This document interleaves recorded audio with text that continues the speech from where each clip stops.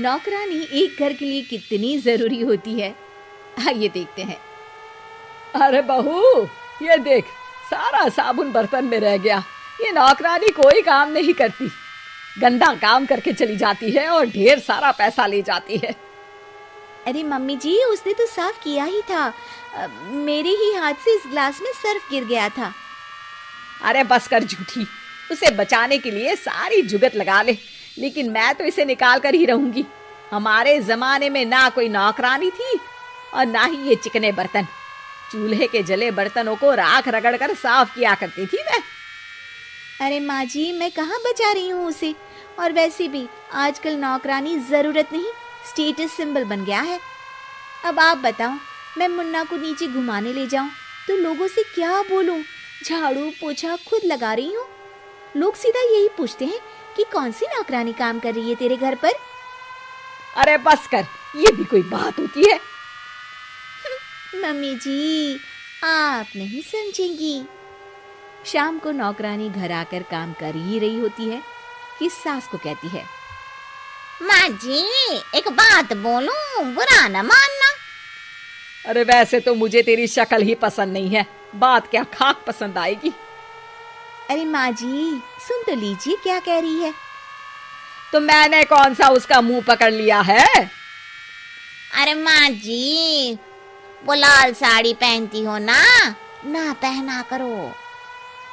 सास का गुस्सा अब तो 7वें आसमान पर होता है। अरे वाह जी वाह, क्यों ना पहना करूं? और तू होती कौन है ये बताने वाली कि मैं क्या पहनूं क्या ना पहनूं? अरे माँ जी, पूरी बात तो सुन लो, वो बोलना क्या चाह रही है। अरे बुरा न मानो आंटी जी। अरे कौन है आंटी? अपनी उम्र देखी है तूने? 2-4 साल ही छोटी होगी मुझसे और मुझे आंटी बोल रही है।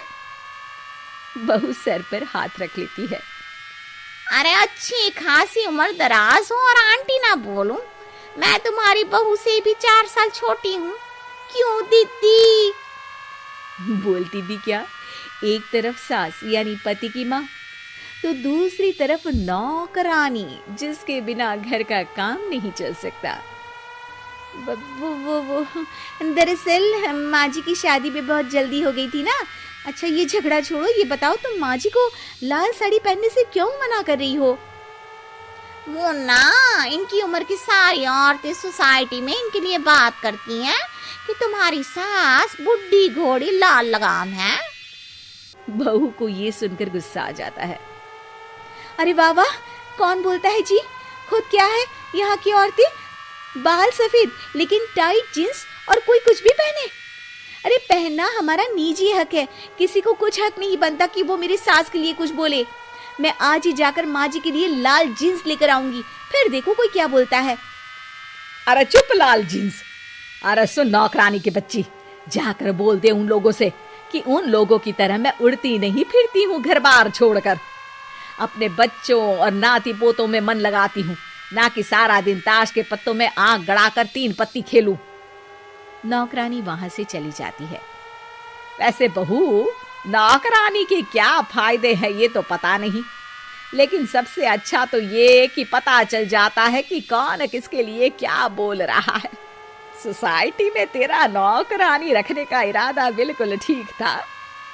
अगले दिन उन लोगों के घर की बेल बजती है। बहू दरवाजा खोलती है कि सामने कुछ औरतें खड़ी होती हैं। अरे बहू, कहाँ है तेरी सास? बुला जरा। अरे बहन जी, आप सारी एक साथ आइए आइए, कैसे आना हुआ?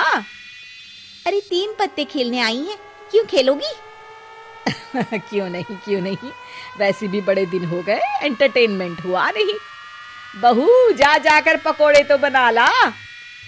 अरे बस करिए, आगे कुछ पीछे कुछ। वैसे तो कहती है कि परिवार पर ध्यान देती है, हमारी तरह 3 पत्तियां नहीं खेलती। हमने कौन सा परिवार छोड़ दिया? सास सक पका जाती है। अब ये किसने कहा? मैं तो कहती हूँ कि मैं भी थोड़ा बाहर निकलूं। आपने ही तो कमला नौकरानी से ये सारी बात की थी।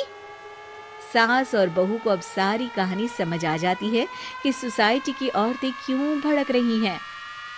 माफ करिए आंटी, मैं छोटी हूँ, लेकिन फिर भी पहले तो आप लोगों ने माँ की लाल साड़ी का मजाक उड़ाया था ना। हाँ हाँ उड़ाया था, लेकिन उससे पहले तो तुम लोगों ने हमारी जीन्स के बारे में बात की थी। अरे क्यों ना पहने हम जीन्स, तुम्हारे पैसों की थोड़ी ना है। सास और बहू सर पकड़ कर बैठ जाती है। देखा बहू, ये खेल कर गई तेरी नौकरानी, यहाँ की बात वहां तो वहां की बात यहाँ। दोनों किसी तरह औरतों को समझा बुझाकर घर भेजती है और कसम खाती है कि नौकरानी को नौकरानी ही रहने देंगी।